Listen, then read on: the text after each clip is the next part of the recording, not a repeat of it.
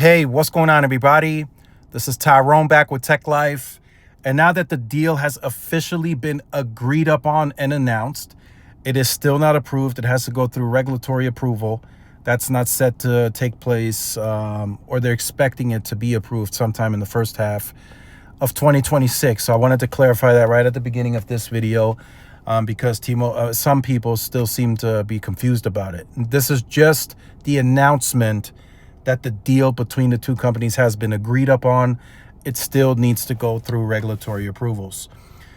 So I wanted to share this map because this is a very interesting map. The light blue is where the AT&T fiber will be available in parts of the state through this transaction. And then to get it to more homes passed inside of these states, AT&T will have to organically further advance the fiber footprint, and that's going to require investment. Now, what I wanted to add into this video as well is the wireless side. And they discussed this on a few videos today. Stanky was on CNBC for an interview earlier. And I've said this, you guys have heard me say this in previous videos. You are better off as a wireless AT&T customer in a market where AT&T owns fiber. I've said this in a previous video. If you are in a market where AT&T does not own fiber, it's going to be a bumpy, rough ride in terms of the wireless network and the investment. AT&T even stated that the areas that they're buying Lumen, right, they're buying the Lumen footprint, AT&T generally has the lowest market share in those markets. And there's some heavy hitters in there like Seattle, Denver, I think Salt Lake City, I've heard, and several others. That's where AT&T has the lowest market share on wireless. So now, with this transaction, once it closes, you have to integrate, you have to further deploy the fiber. Now you're talking convergence. Guess what that's going to do? That's going to grow the wireless market share. Stanky said this in the interview. This gives us opportunity to grow our wireless market share. So then what has to happen? It's justification time. Now the regional vice presidents, the local teams, they have to request more money to invest into the wireless network from the budget. And that will, in return, speed up everything. Densification, C-RAN.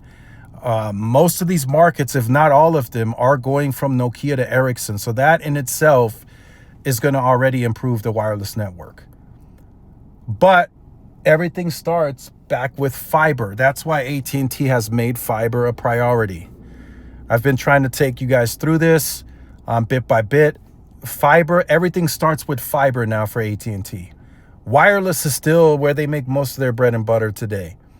But everything strategic-wise, meeting-wise, M&A-wise, I've been told it all starts with fiber. It all goes back to fiber because now, today, fiber can jumpstart just about anything for AT&T. So in regards to that, El Paso is the perfect example. My market. AT&T, horrible market share, but they had fiber. So when they started converting the DSL to the fiber, building out new fiber into the neighborhoods, guess what? They started to grow their market share on wireless very quickly. And then I started to get newsletter updates, boom, 13 new sites, 50 new C-RAN, I think 15 or 17 new towers by 2027. All of that came about because of fiber. It was not because of wireless itself. So that's just something else that I wanted to kind of point out in this video, and we'll talk more in several other videos. The one main thing is it all starts with fiber. That's my key takeaway for you guys. The fiber jump starts the wireless. Then you move on to the additional spend. They're now going to have to invest more into Seattle, Denver, Salt Lake City, all these other markets, because the fiber convergence is a proven playbook. It's not something we have to guess. AT&T told us 4 out of every 10 fiber customers get wireless, and that's growing. And they also told us in the first year, In every new neighborhood that they get into with fiber, they take 1/3 of the neighborhood onto fiber within the first year. And then out of every 10 of those, they get 4 of them onto wireless. So the share is going to grow in all of these markets. So now it's up to AT&T to further invest to scale the fiber to more homes passed within that market. Stenky mentioned 70 million homes passed, 2030 and beyond. That's a ridiculous, crazy number. I think I said this in the previous video that their ambitions is to get to 100 million. That would probably cover about 70% of all houses in the US, which is crazy to think we can even get there. But that's the ambition. And AT&T has the right mindset and the right strategy, I believe, to get there. And the playbook simply works.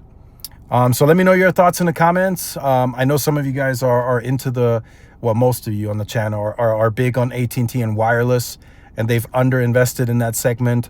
More spectrum is set to come AT&T's way. There's going to be more auctions. So AT&T has to invest in that part for sure. But the wireless, like I said, the fiber and the wireless, they just complement each other so well for AT&T that, like I said, I feel for people that are in markets that have no fiber, because the wireless share is probably slim to none. So let me know your thoughts in the comments. Like, share, subscribe if you're new, and I'll see you in the next one. Peace.